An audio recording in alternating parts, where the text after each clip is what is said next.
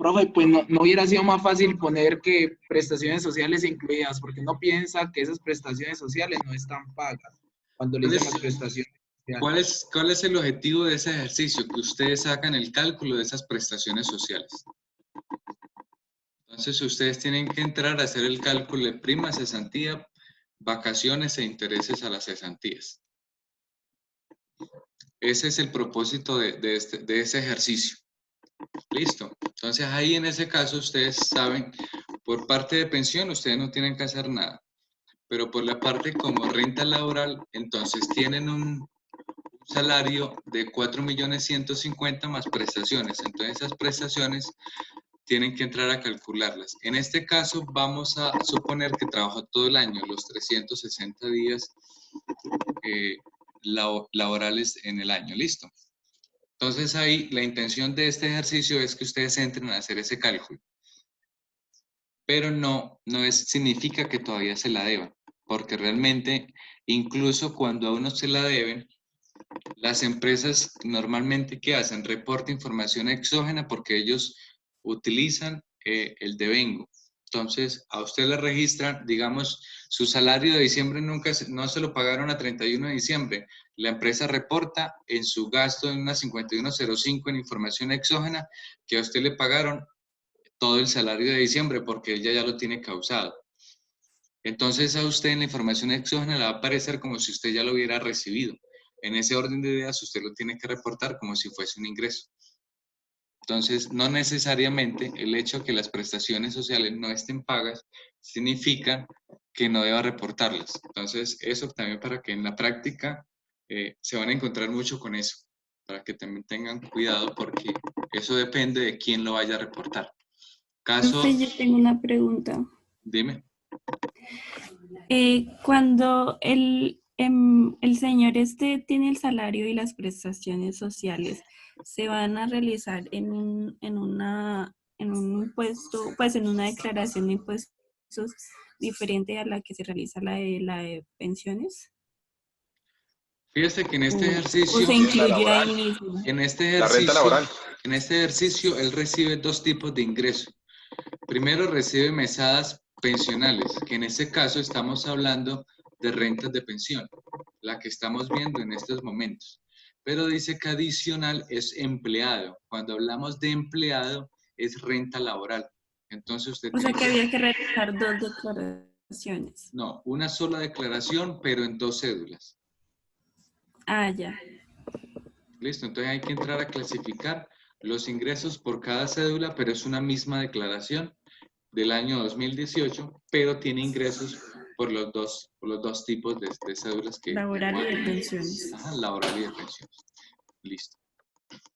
En la clase pasada llegamos hasta la parte de las pensiones pagadas desde el exterior. Y ya habíamos dicho que las pensiones desde el exterior se consideran también o tienen el beneficio de renta exenta siempre y cuando sea recibida de un país que tengamos convenio para evitar la doble tributación. Si no pertenece a uno de estos países que tengamos ese convenio, entonces sigue siendo una renta de pensión, sí, pero no tendría el beneficio de restárselo en la parte de las rentas exentas, en lo que el ejercicio tenemos aquí. Es decir, las rentas de pensión del exterior siguen siendo un ingreso, pero aquí pierden este beneficio, no se lo pueden restar, sino que solamente se restan lo que haya recibido a nivel nacional nada más. Y conservando los mismos límites de los 1.000 VTs mensuales o las 12.000 VTs anuales. Seguirían conservando esa misma proporción. Entonces, en ese orden de ideas, si usted declara esas rentas por pensiones de otros países y en esos otros países, dependiendo de la tributación de ese país, tuvo que pagar impuesto por esa renta de pensión, entonces obtiene el beneficio de restarse esos impuestos que pagó en el otro país en Colombia. Es decir, puede llevarse un descuento tributario porque usted ya pagó por así decir, impuesto por esas pensiones. Entonces en Colombia le dan la opción de que usted se descuente esos impuestos que usted pagó. En este caso, por ejemplo, en Estados Unidos. Usted recibió pensiones de Estados Unidos. Entonces, si usted pagó impuestos allá, entonces se los descontaría acá en la proporción en que usted debería, en la proporción del impuesto en que usted pagaría si esas rentas fueran nacionales, no en la misma tarifa de impuesto en que haya pagado allá. Entonces, aquí O sea, tenemos... un ejemplo, Entonces, listo. que la tarifa allá sea más baja que la de acá, entonces tiene que igualar a la de acá. No, si la tarifa es más baja que la de acá, se toma todo lo que haya pagado allá.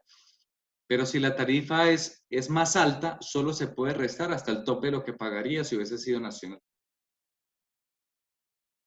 O sea, nunca van a tener problemas si la tarifa es inferior en otro país. Es decir, descuénteselo todo. El problema está cuando en el otro país es superior a la de Colombia. No le permiten descontarse todo ese impuesto. Solo se puede descontar hasta el límite de lo que usted hubiese pagado si ese impuesto hubiese sido aquí en Colombia. ¿Listo? Listo. Entonces son las dos rentas que hemos visto hasta el momento. Este es el formulario 210 para el año 2018. Y aquí vemos los dos tipos de renta. Ahorita estamos hablando en el ejercicio que tenemos dos tipos de ingresos. En las rentas de trabajo vamos a ubicar los ingresos que reciba por concepto de salario, que todavía es un empleado.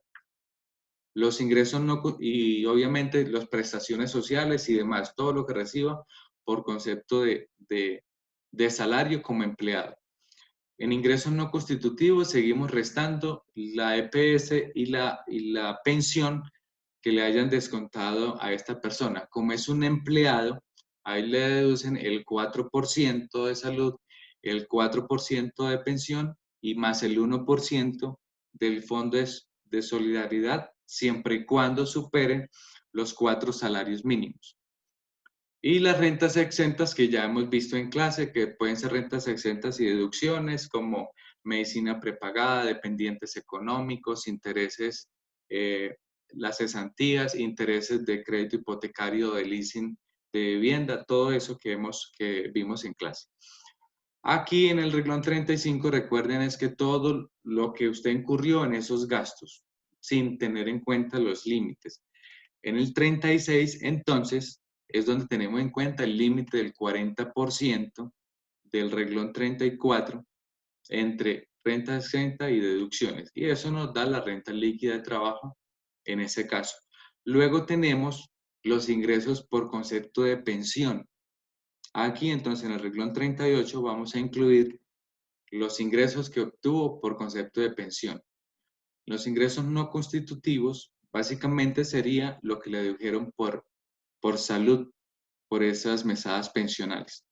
Eso nos da la renta líquida, que es nuestra base para hacer el cálculo de las 12.000 VTs.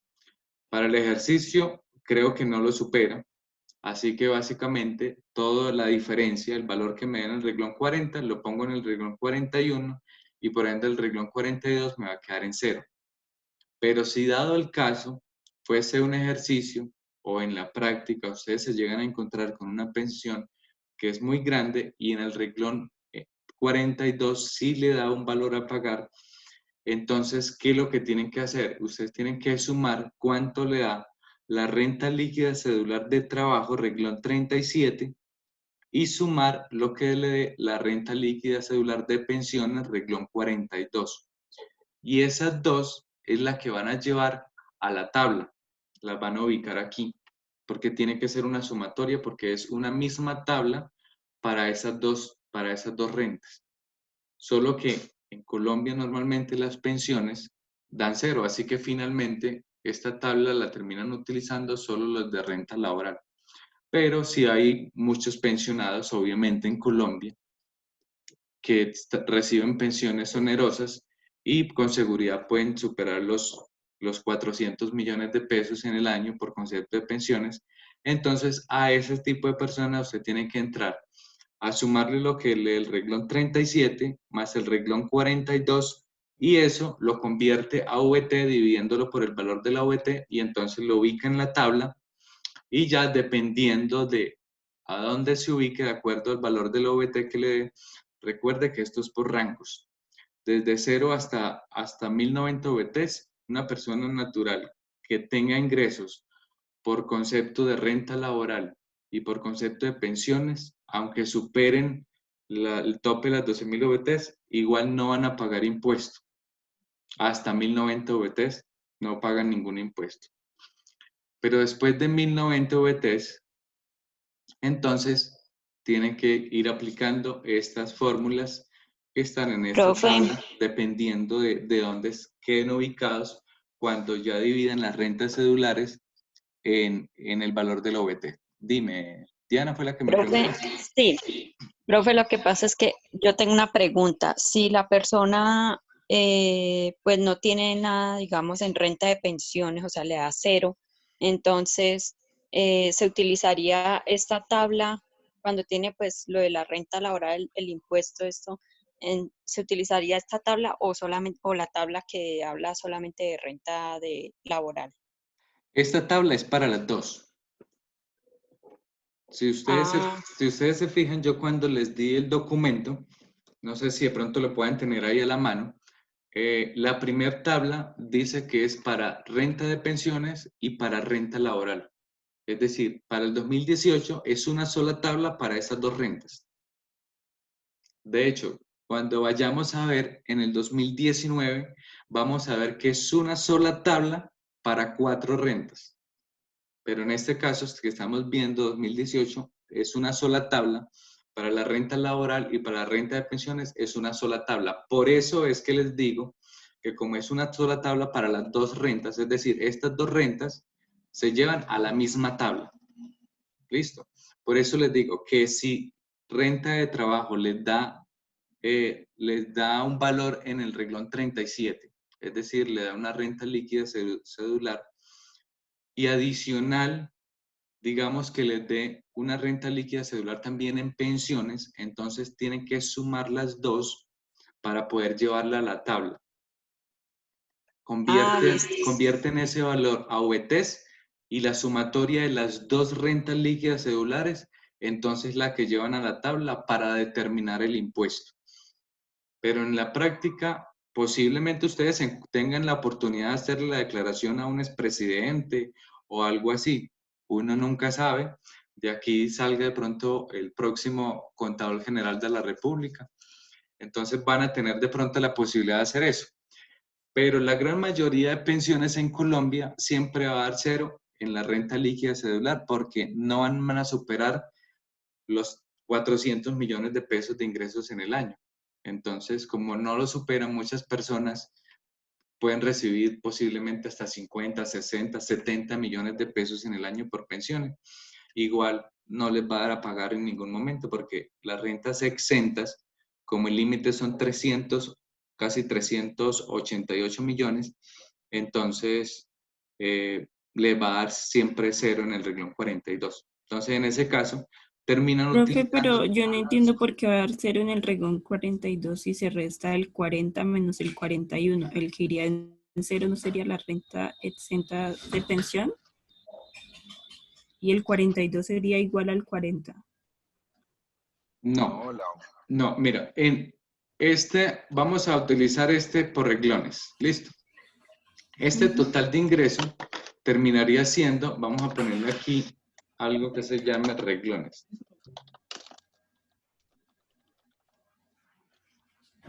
O reglón, más bien. Listo, en este caso, el total de ingresos por concepto de pensión, nada más. Vamos a hablar solo de pensión, listo.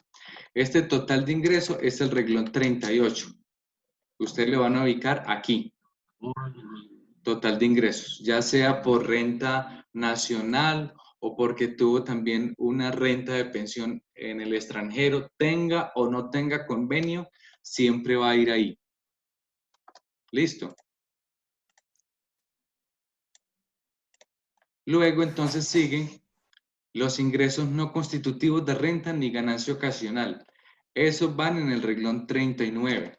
Entonces, todo lo que yo me deduzca por concepto de... Bueno, no me centra esto.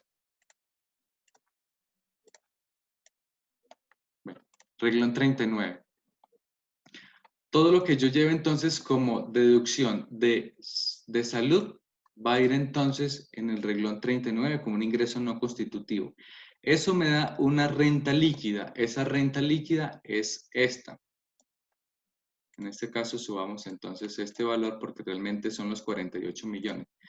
Esa diferencia me da el reglón 40, que es la renta líquida cedular, que es mi base para calcular las 12.000 VTs como renta exenta. Luego entonces sigue el reglón 41, que son las rentas exentas, que en este caso sería esto, reglón 41. Y el reglón 42 sería la renta líquida cedular, siempre y cuando nunca me superen las 387 VTs, que es el límite de mis rentas exentas. Entonces, ¿qué sucede? Vamos a suponer entonces que esta persona no recibió los 403 millones, sino que recibía una pensión, digamos, de 15 millones mensuales. Vamos a bajarle, pero no vamos a bajarle tanto. Entonces, fíjate en este caso. Yo tengo unos ingresos totales de 375 millones. Aporté a pensiones por concepto de 23 millones 400. Entonces, esos 375 millones van a ir en el reglón 38. La deducción por concepto, o más bien pago de pensión, va a ir en el reglón 39, como ingreso no constitutivo. Eso me da una diferencia que es los ingresos menos los ingresos no constitutivos. Eso va en el reglón 40. Y en el reglón 41 tengo mis rentas exentas. ¿Cuánto me puedo llevar como renta exenta en el reglón 41?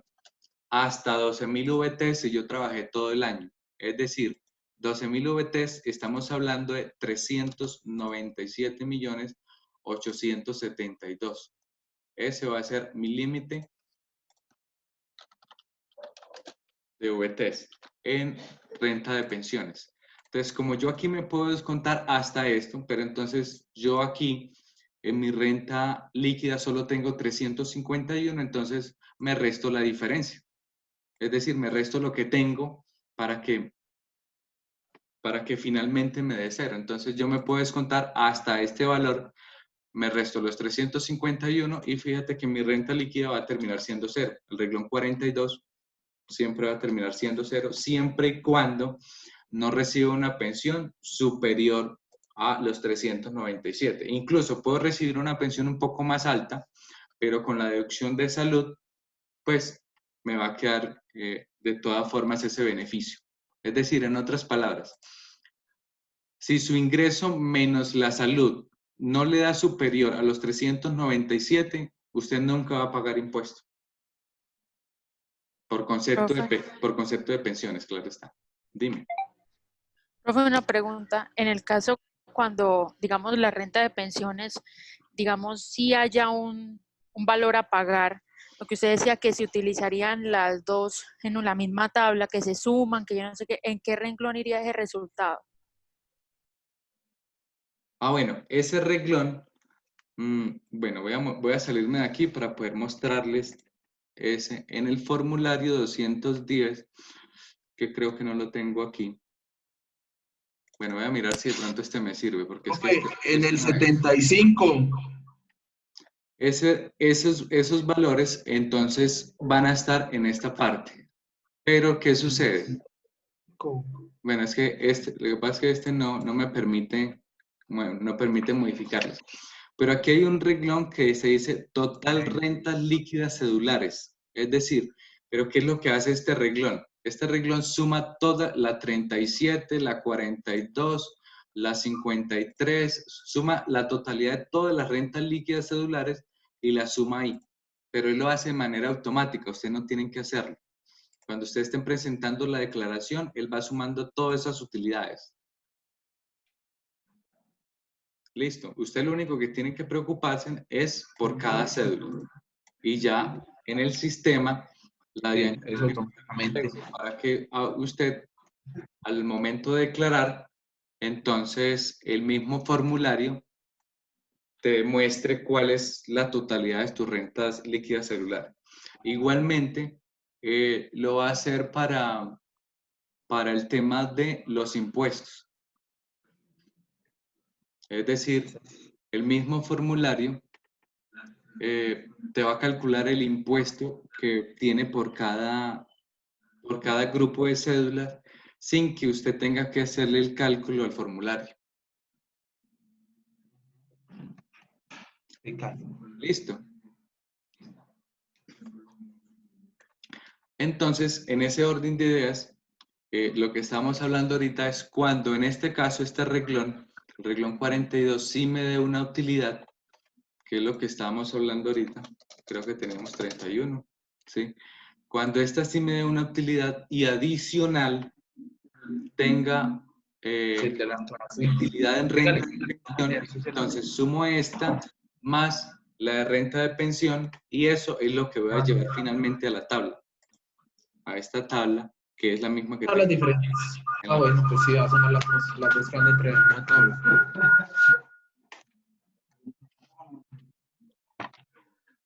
Entonces, esta es la tabla que vamos a utilizar para renta de pensión. Entonces, como pueden ver, la cédula de pensiones es muy, muy sencilla, porque lo único que ustedes tienen que saber es cuánto recibió en la totalidad por pensiones, a eso réstele lo que le dedujeron de salud y la diferencia. Ya. No me supera los 387, réstele todo lo que tenga. Sí. Y eso es. Entonces es muy, muy sencilla realmente, como ustedes lo pueden observar. ¿Listo? Ahora, quiero mostrarles algunos documentos que son necesarios y que ustedes en la práctica los van a tener que solicitar cuando vayan a hacer una declaración de renta. Y estos formularios pueden aplicar a cualquier cédula. Así que, porque más que todo están enfocados en la renta laboral, que es donde la gran mayoría de colombianos que declaran es que lo hacen. Pero pueden también aplicar de pronto para otras cédulas. El primer documento es el impuesto predial. En este caso decidí escoger un impuesto predial de Medellín, ya que estamos ubicados en esta ciudad, pero ya cada ciudad tiene su modo de presentar, por así decir, el impuesto predial. Entonces, cuando ustedes vayan a hacer una declaración, ustedes tienen que solicitarle a la persona a la que le va a hacer la declaración el impuesto predial. Aplica siempre y cuando sea dueño de un predio, es decir, un apartamento, un lote, una finca, lo que tenga. Siempre y cuando sea dueño de un predio, entonces usted tiene que solicitarle una copia del impuesto predial. ¿Cuál se solicita? Preferiblemente el último trimestre del año en que usted va a declarar. Para este caso, el ejemplo, pues yo tengo el último trimestre del 2019, pero ustedes le pueden solicitar el último trimestre del año inmediatamente anterior. ¿Qué van a encontrar ustedes en ese documento? Primero están los datos del municipio que está cobrando el impuesto, en este caso Medellín, el nombre del impuesto y los datos informativos de cuenta de cobro y todo lo demás. Luego siguen con los datos del propietario y dirección del inmueble. Y en la parte de abajo hay una información general que tiene que ver con el avalúo catastral que hace el municipio. Normalmente, las personas tienen la mala costumbre de hacer declaraciones con el avalúo catastral. ¿Qué sucede? En este caso, por ejemplo, en la parte de abajo, ¿qué tenemos? Primero, el número de matrícula del predio. Luego sigue una destinación, si es una oficina, si es residencial, si es comercial, qué destinación tiene. La dirección del predio y sigue un avalúo total, es decir, cuánto está evaluado ese inmueble en su totalidad. Pero luego dice un avalúo que es el avalúo del derecho del declarante o del responsable, en este caso, de esta persona. Y luego le muestra la participación que tiene esa persona en ese inmueble. Es decir, si ustedes se fijan en el primer inmueble, la persona tiene el 100% del derecho. Es decir, este es el avalúo total que él se debe llevar, que la persona normalmente debería llevarse como mínimo en la declaración. Pero resulta que la norma establece que si usted quiere, usted puede realizarle algo que se llama reajuste fiscal a sus activos. ¿Y qué es el reajuste fiscal? No es otra más que hacerle un reajuste al valor de sus activos teniendo en cuenta la inflación. Es decir, la DIAN sabe, o el Estado más bien sabe, que no es lo mismo decir que usted tiene un apartamento que le costó 180 millones inicialmente, pero esos 180 millones fueron hace 10 años. Así que le permite cada año incrementarlo en el valor de la inflación que tuvo el país, que tuvo Colombia en el año. Normalmente eso lo sacan por decreto. Para el año 2018 es el 4.07. Para el año 2019 es el 3,36. No siempre encaja este valor con la inflación, pero casi siempre tratan de que esos dos valores sean iguales. Entonces, en el segundo predio, ustedes van a ver que también vale 180 millones el segundo predio. Son 2 apartamentos, posiblemente ubicados en la misma residencia, porque si se fijan, tiene la misma dirección. La diferencia es el número del apartamento. Pero ese apartamento, él solo es dueño del 80%. Significa que simplemente este valor, que es el avalúo del derecho, es el que él puede llevarse a la declaración de renta. Entonces, ¿qué sucede cuando una persona se lleva a la declaración de renta por el avalúo catastral, que es este? Las personas tienen esa mala costumbre porque ellos dicen, es que no quiero mostrar la realidad de mis activos. Pero ¿qué sucede? Cuando venda ese inmueble, ustedes saben que la diferencia, si usted tuvo un inmueble por más de 2 años, la diferencia entre lo que usted lo vendió menos lo que usted le costó, eso se llama ganancia ocasional. Entonces, si usted le costó 180 millones y durante 10 años lo lleva declarando en 180 millones, cuando lo vaya a vender, usted lo va a vender posiblemente en 350 millones porque su predio aumenta el valor.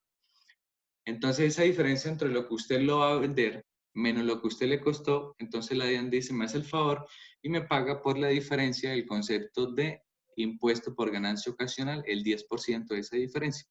Entonces, las personas naturales tienen la opción de no hacerlo por el valor del avalúo catastral, que es una opción que la norma da, pero también lo dicen que lo puede hacer por el precio de compra o por el avalúo catastral, pero también lo pueden hacer por cualquiera de esos dos valores, pero haciéndole el reajuste fiscal.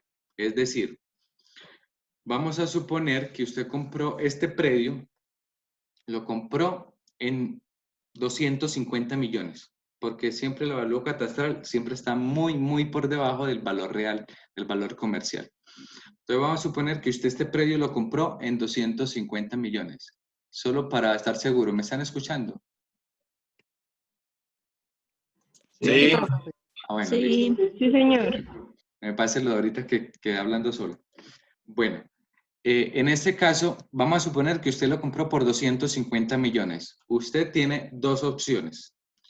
O lo lleva por los 250 millones, que es lo que tiene en su escritura, en este caso, porque usted lo compró, o lo lleva por los 180 millones, que es lo que dice su documento de impuesto predial, es decir, el avalúo catastral que le hace el municipio. Cualquiera de los dos es aceptable. No es aceptable ninguno por debajo del avalúo catastral, absolutamente ningún valor. Entonces, en ese caso, usted dice, bueno, yo voy a llevarlo entonces por el avalúo catastral, es decir, los 180 millones, porque en ese caso yo no quiero reportar el valor total de mi inmueble, cualquiera sea. Entonces, ¿qué sucede? Al cabo de, vamos a suponer, 5 años, ese inmueble que usted compró inicialmente en 250 millones, pero que finalmente lo declaró fue en 180, entonces, ¿qué va a suceder? Usted no se puede descontar el precio con el que usted lo compró, sino el precio, el costo al cual usted lo declaró. Entonces vamos a suponer que al cabo de X años, 5 años, usted lo vendió por valor de 350 millones. Y usted puede decir, no, a mí me costó 250. Ah, pero es que usted no lo declaró por 250. Usted lo declaró por 180 porque era el valor del avalúo catastral. Entonces, hágame la diferencia. Usted lo vendió en 350, le resta 180, que es lo que usted lo declaró, y lo demás se llama ganancia ocasional. Ah, entonces me hace el favor y me declara el impuesto a la ganancia ocasional, que es el 10% de esa utilidad. Es decir, usted me va a pagar 17 millones de pesos. Pero ¿qué sucede entonces si la persona dice, no, yo no lo voy a declarar por el avalúo catastral, sino que lo voy a declarar por lo que a mí me costó, 250 millones. Entonces, y lo vendió por el mismo valor. Entonces, notan la diferencia en el impacto que puede haber a futuro cuando una persona deja de declarar el valor por debajo al valor que realmente le costó. Más adelante es donde se va a ver el impacto. Las personas actualmente lo que quieren es ocultar valor de activos, pero eso en largo tiempo no les va a beneficiar porque finalmente van a terminar pagando eso vía impuesto a las ganancias ocasionales. Entonces, ¿qué sucede? Como usted puede tener este predio X cantidad de años, entonces el gobierno que le dice, no es lo mismo tener un predio que vale 250 millones hace 5 años que tener un predio que hoy valga 250 millones. Entonces le da la opción de que cada año usted haga un reajuste a este valor, al costo. En este caso, como este es el valor que usted lo compró y ese es el valor que usted declaró, entonces esto se vuelve el costo fiscal. El valor que usted lo declara inicialmente se convierte en el costo fiscal de ese inmueble. Y al costo fiscal es al que le vas a hacer el avalúo, el que le vas a hacer el reajuste fiscal. Si usted tomó los 180 porque quería no mostrar todos sus activos, usted para el siguiente año no puede tomar los 250 y hacer el reajuste fiscal a los 250. Siempre va a tener que hacerlo al último valor al que se declaró ese inmueble. ¿Alguna inquietud hasta aquí? Sí. Profe, si yo hago lo que usted acaba de decir, cambiar los 180 por los 250, me cobran ganancia ocasional. En ambos casos hay ganancia ocasional. En este caso, el ejemplo completo dice que usted lo compró en 250 millones, ¿cierto? Pero según su avalúo catastral, está evaluado en 180. Usted tiene la opción de declararlo por cualquiera de los dos. Por su valor de su compra o el valor de su avalúo, no hay ningún problema. Lo que no se acepta es un valor por debajo del avalúo. Nunca lo van a aceptar. Pero sí lo pueden aceptar por debajo del precio que a usted le costó. Pero ¿cuál es el efecto que usted lo declare por debajo de lo que usted le costó? Que cuando usted lo declara por debajo, entonces usted declara el costo de ese inmueble y cuando usted lo venda es donde lo van a castigar con el impuesto a las ganancias ocasionales. Entonces, vamos a suponer que entonces usted el primer año que lo compró lo declara por este valor, por los 250. Pero resulta que usted lo compró, vamos a poner este ejemplo, usted lo compró en el año 2016, entonces le va a hacer el reajuste fiscal 2017, 2018 y 2019. Bueno, 2017 y 2018, porque estamos haciendo declaración 2018. Entonces, para el año 2017, el reajuste fiscal estuvo en 0,07%. Ese es el reajuste fiscal para el año 2017.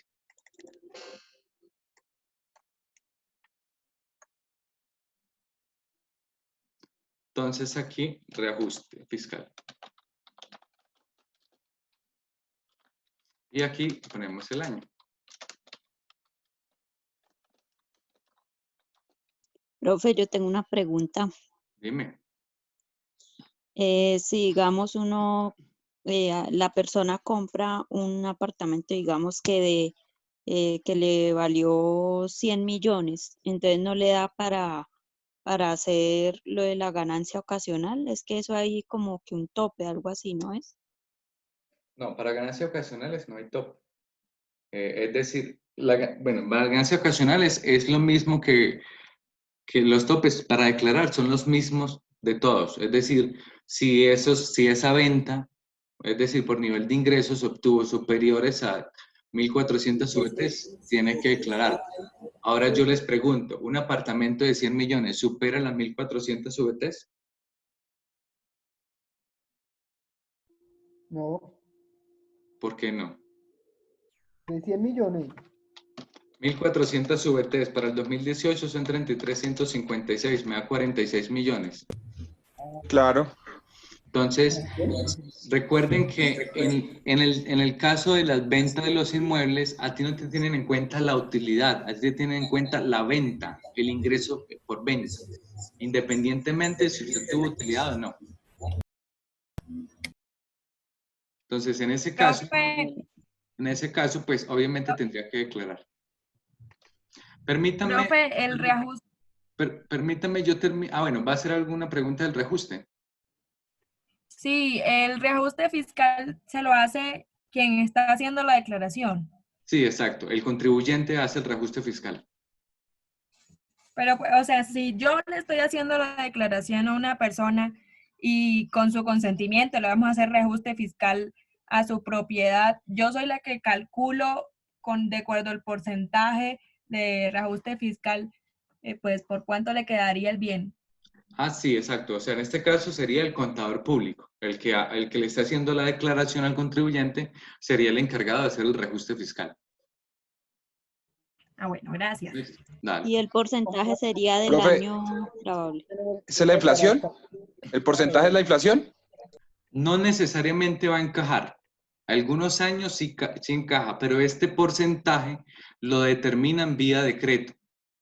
Usted le pueden buscar valor de reajuste fiscal para el año 2018 y ahí te va a mostrar el decreto reglamentario con la cual se dice cuál va a ser el porcentaje que se va a utilizar para cada año. Siempre, cada año sacan ese decreto. Así como sacan un decreto para decir cuál es el valor del OVT, así sacan también un decreto para decir cuál es el valor del reajuste fiscal.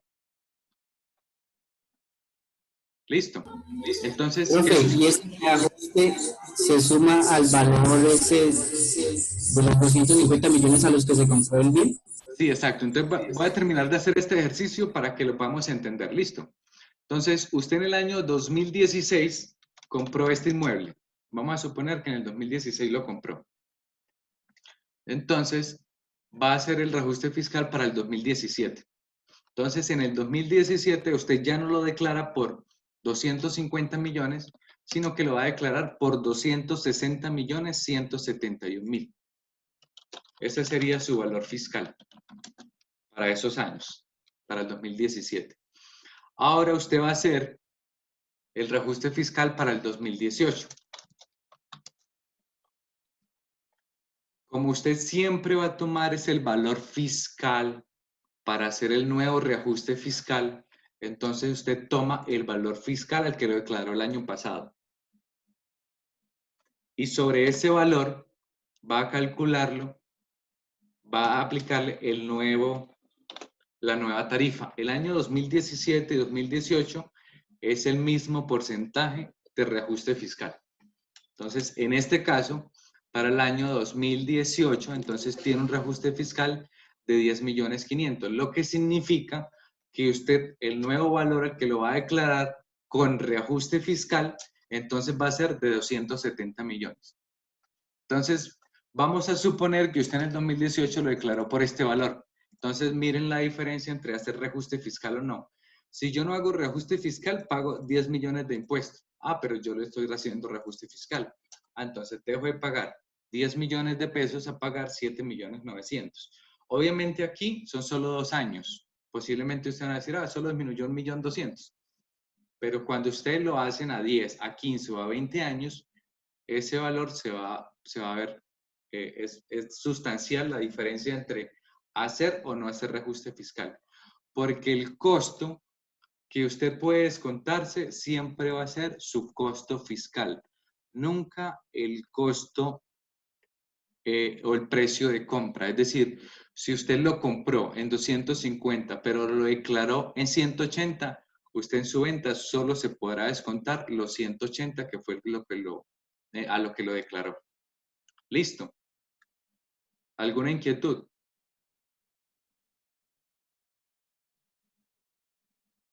Profe, o sea que siempre hay que hacer ese reajuste fiscal, pues para saber cuánto es el costo en el que uno va. Eso es voluntario.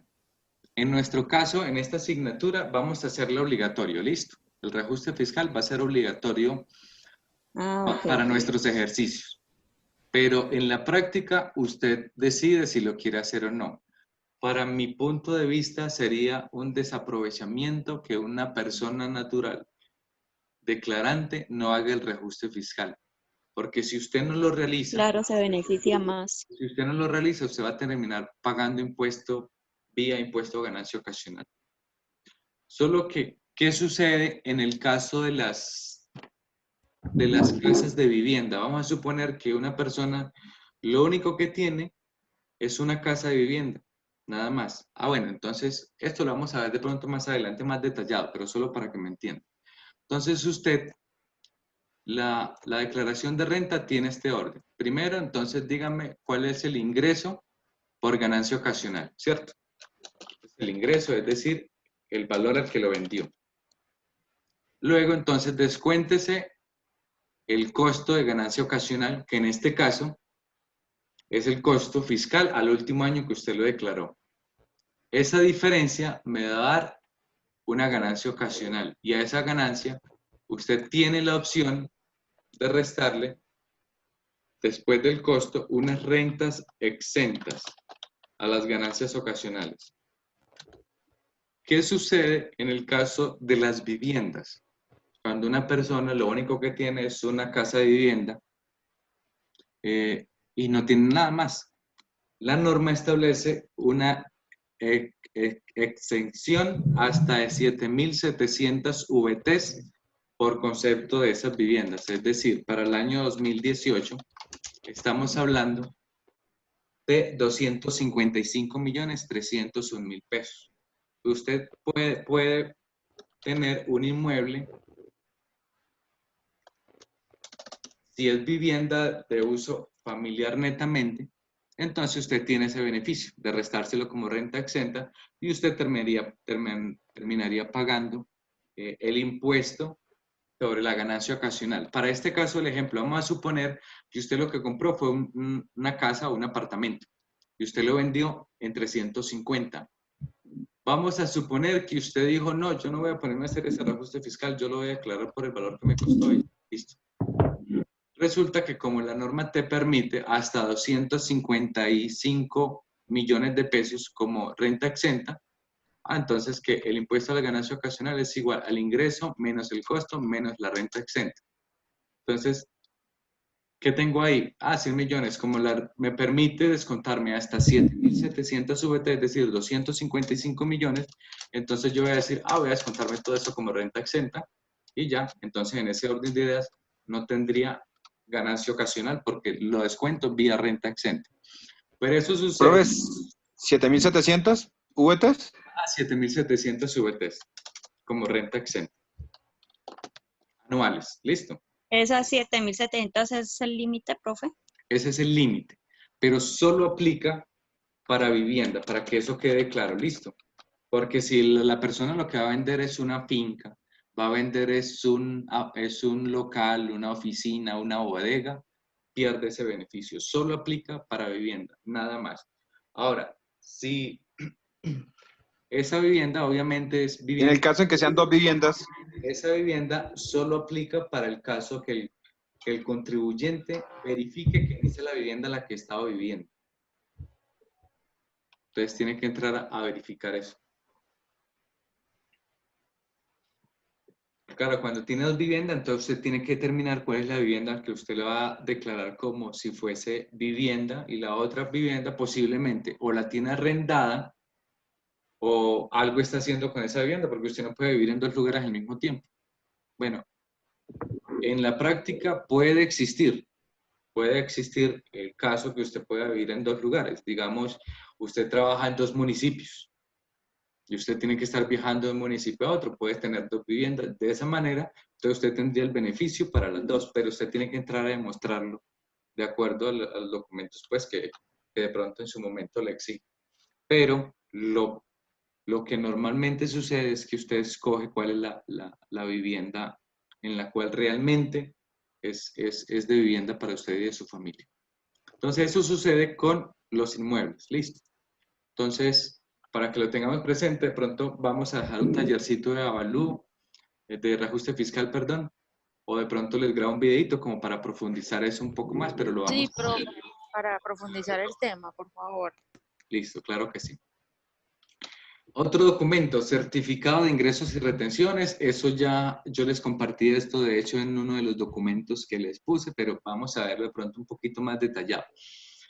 ¿Qué tiene este certificado de ingresos? En la parte de arriba, en este caso yo no lo puse, solo puse la parte que nos compete, por lo que la pantalla es tan pequeña y el formulario siempre es muy grande.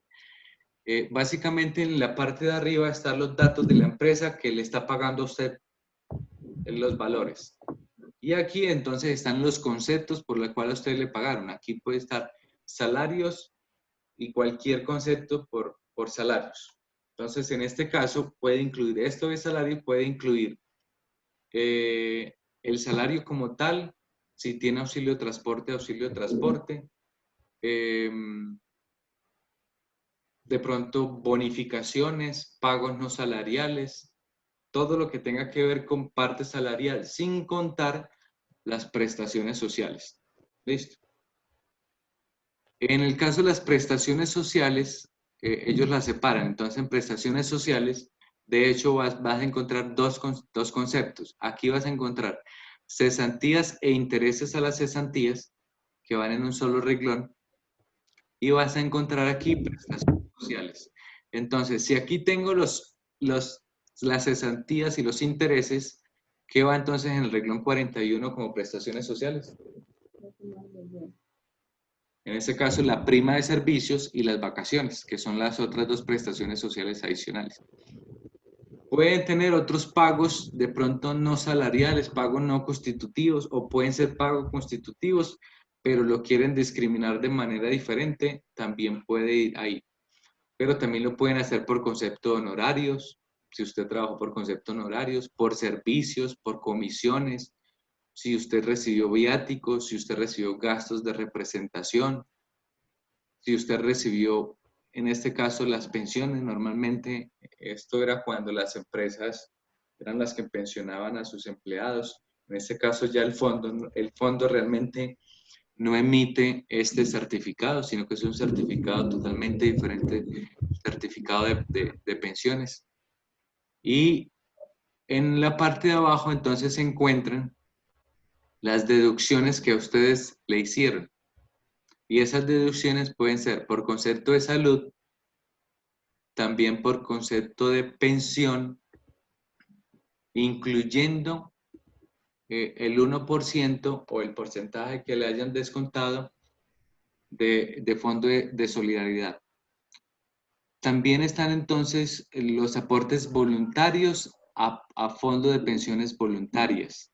Si usted le pidió el favor a la empresa que le descontara vía nómina esos fondos y que la empresa sea la que se encargue de consignarlos, entonces ahí se lo van a certificar. Por lo tanto, ese valor ustedes lo van a encontrar en dos certificados.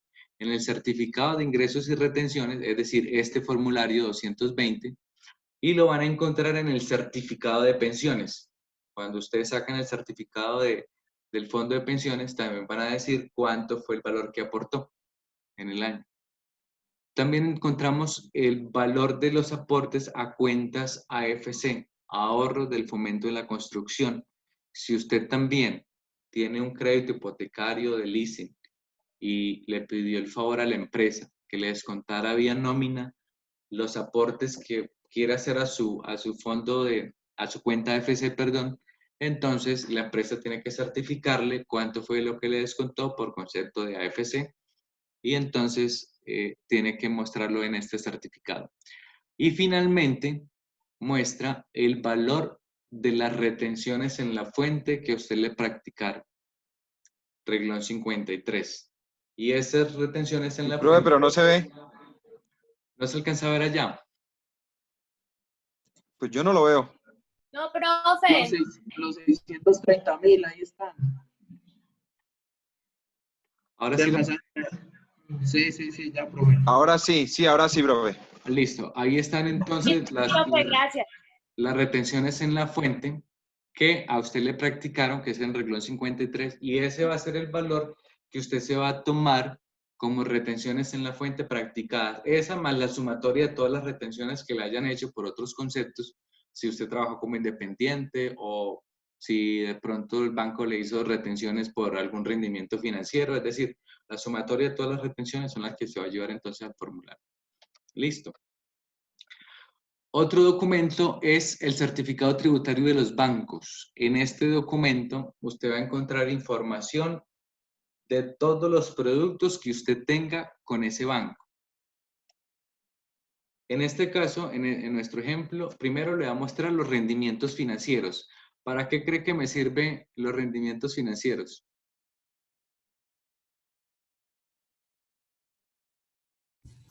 Profe, son un ingreso.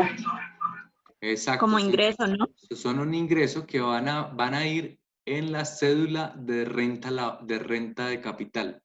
Entonces, en este caso, tengo 1.000.000 de pesos, significa que el banco me pagó en todo el año por rendimientos financieros el valor de 1.000.000 de pesos. Pero adicional me está mostrando que me retuvo por concepto de rendimientos financieros la suma de 40.000 pesos, que es un mayor valor de la retención en la fuente que yo puedo descontarme en el pago del impuesto. Entonces, Profe, ¿en qué cédula fue que dijo que usted iba a esto? ¿Cédula de qué? los rendimientos financieros, cédula de renta de capital. Esa la vamos a ver la próxima semana ya, a comenzar a ver esa temática. ¿Listo? ¿Qué otros valores usted puede encontrar?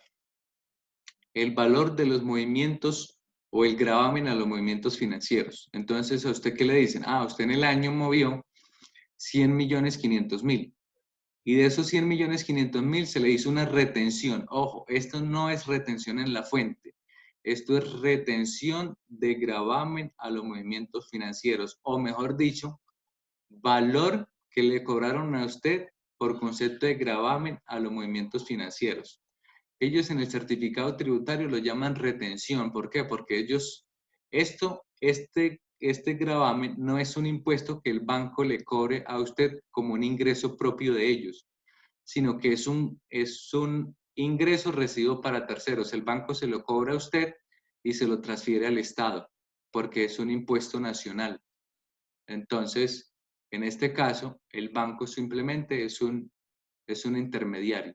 Entonces, a usted se lo muestra como retención, porque efectivamente se lo dedujo de su cuenta, pero realmente es el gasto que usted tuvo para el gravamen. Ahora, ¿para qué me sirve entonces este valor?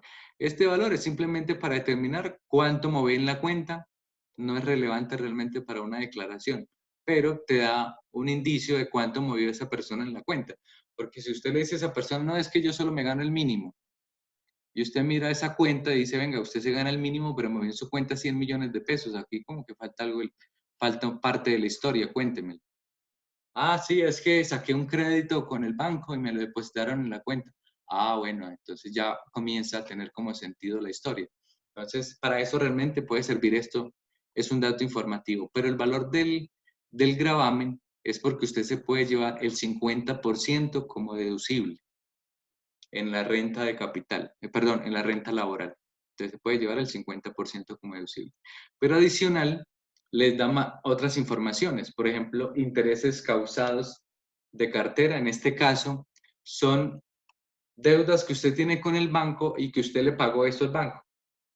Entonces, en este caso, para las personas naturales no obliga a llevar contabilidad. Esto es un valor informativo netamente. Pero para las personas que llevan contabilidad, obviamente estos intereses causados deben coincidir con lo que tienen en la 53 como gastos de intereses bancarios. Intereses causados de sobregiro, en este caso no tenemos. Saldo de cartera, en este caso es un pasivo. Esta cartera significa que me la debe. Saldo de la cuenta corriente, no tengo ningún valor. Saldo de la cuenta de ahorros. Recordemos que la cuenta de ahorro hace parte de mis activos. Significa que yo terminé con 17.500.000 en mi cuenta. Saldo de tarjetas de crédito. Esto es un pasivo, yo se lo debo al banco. Por lo tanto, es un valor que tengo que reportar en mis pasivos. Saldo en un certificado de depósito a término fijo. Entonces, esto es un activo, hace parte de mis activos, entonces lo declaro como parte de mis activos. Y tengo unos intereses causados del CDT, son rendimientos financieros, tengo que declararlos como ingreso en la cédula de renta de capital. ¿Alcanzan a ver la parte de abajo de la presentación? Posiblemente no la alcanzan a ver por la misma historia que nos pasó ahorita con... Vamos a ver si así sí. En la parte de abajo puede informarnos los saldos que tenemos en cartera por concepto de crédito hipotecario. Entonces ahí me dicen intereses causados de cartera hipotecaria, es decir, de un crédito hipotecario. Yo pagué en el año 9.500.000. Recordemos que esto me lo puedo llevar como deducción especial en la renta laboral. Y saldo de cartera de ese crédito hipotecario, 80 millones, es un pasivo. Entonces yo tengo que entrar a reportar eso como un pasivo. Entonces, todos esos valores están incluidos dentro de un solo formulario. Normalmente, este documento se llama certificado tributario. Pero si usted es persona natural y lo va a descargar desde la sucursal virtual, el banco lo llama certificado de retención en la fuente, pero ese certificado contiene toda esta información que les acabo de mencionar, siempre y cuando, obviamente, usted tenga productos con ese banco, porque si usted lo único que tiene es la cuenta de ahorros, pues solo le va a mostrar cuenta de ahorros. Pero si usted con ese banco tiene cuenta de ahorro, cuenta corriente, crédito libre inversión, tarjetas de crédito hipotecario, un crédito vehicular, todo eso se lo muestran en un solo certificado, lo que usted tiene y lo que usted le debe al banco se lo muestran en un solo certificado. Entonces de ahí entra a sacar la información para llevarla a la declaración de renta. Este documento sobre todo es cuando usted adquiere un vehículo nuevo. Entonces realmente es la factura del vehículo. ¿Para qué? Para usted saber qué valor fiscal va a llevar a la declaración. No es para nada más. Ustedes posiblemente ya conocen esta factura, es una factura normal. ¿Qué sucede en el caso de las personas naturales? Con el caso de los vehículos. Ustedes saben que los predios aumentan su valor, pero los vehículos es al contrario, disminuyen su valor. Entonces, ¿ustedes qué creen? Si yo compro en el año 2016 un vehículo por valor de 80 millones, ¿por qué valor lo debo declarar en el año 2018? Voy por 50. Por un valor inferior, ¿no? Por un valor inferior. ¿Alguien de pronto tiene otro concepto? Listo. En el caso de los vehículos, usted puede declarar... Dependiendo de la depreciación, ¿no? Las personas naturales, recordemos que no tienen el beneficio de la depreciación, así que ellos nunca van a poder descontarse de depreciación. Las personas naturales no obligadas a llevar contabilidad no pueden tener, o sea, no tienen el beneficio de la depreciación. Es decir, no se descuentan vía gasto ninguna depreciación. Eso solo es para personas jurídicas y personas naturales obligadas a llevar contabilidad. Las personas naturales no obligadas a llevar contabilidad no lo tienen. Así que en el caso de los vehículos, las personas no obligadas a llevar contabilidad tienen dos opciones. Una, la sigue declarando por el mismo valor. Es decir, usted lo compró en 80 millones, sígala declarando por esos 80 millones.